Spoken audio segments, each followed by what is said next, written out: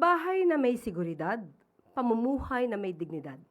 Ito ang hatid ng expanded 4PH program ni Pangulong Ferdinand R. Marcos Jr. sa mga bagong homeowners sa Peoplesville housing project sa Davao City.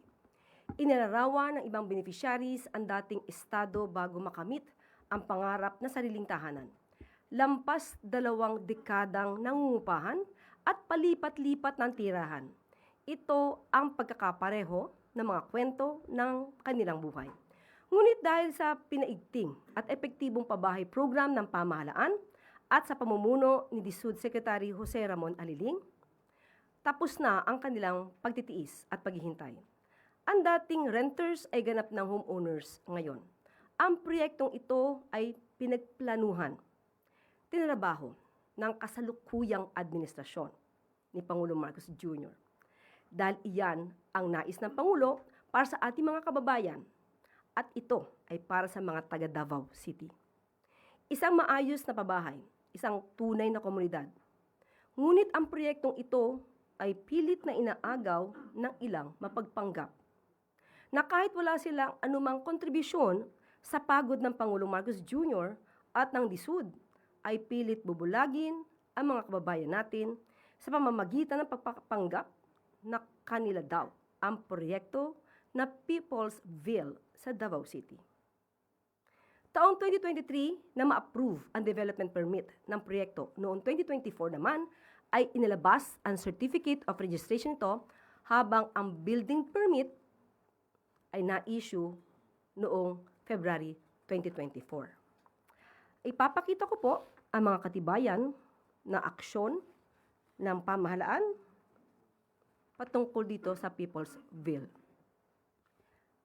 Narito po ang development permit para hindi po tayo mabulagan at maloko ng ibang mga taong nagpapanggap na ang proyektong ito ay sa kanila at hindi sa kasalukuyang administrasyon. Ang development permit po ng Peoplesville sa Davao City ay na-issue lamang noong July 18, 2023. Ito po ang pinalaking kopya ng development permit. At kung mapapansin niyo po, nandito po yung date, kaya pinalakihan ko rin po para makita ng ating mga kababayan. Ito po yung pinalaking upper portion ng nasabing development permit. Nandito ang petsa, July 18, 2023. At maliban dyan, ang Certificate of Registration number 00022414 para sa Peoplesville 123 Condominium Project, na-issue po ito June 20, 2024. Panahon na po ito ni Pangulong Marcos Jr. At pinalaki ko rin po yung pinaka-petsa na nakasaad po sa may bandang dulo ng nasabing certificate. Nandito po, June 20, 2024.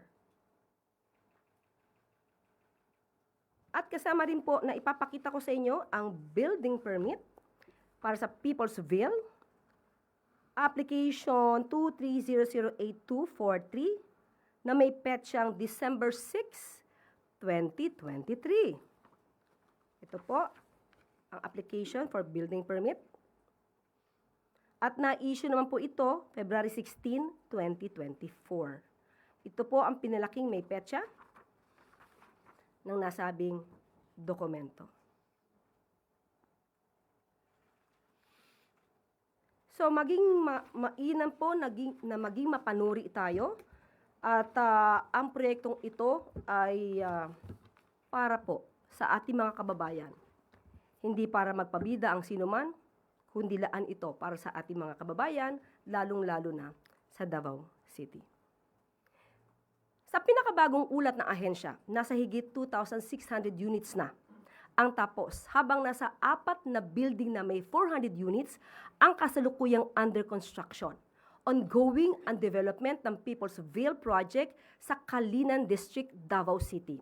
Dinisenyo ito upang makapag-accommodate ng 7,200 condominium units sa tulong ng 72 residential buildings. Isa lamang ang People's Will sa programa ang napabahay ni Pangulong Marcos Jr. para sa ating mga kababayan sa iba't ibang panig ng Pilipinas. Malinaw ang hangarin ng Pangulo ang maghatid na maayos, ligtas at may dignidad na pabahay para sa bawat pamilyang Pilipino.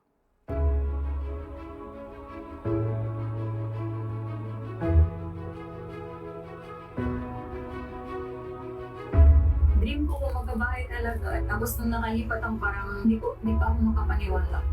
You wake up po talaga everyday na with joy talaga. Masaya kasi it seems that we're not left behind.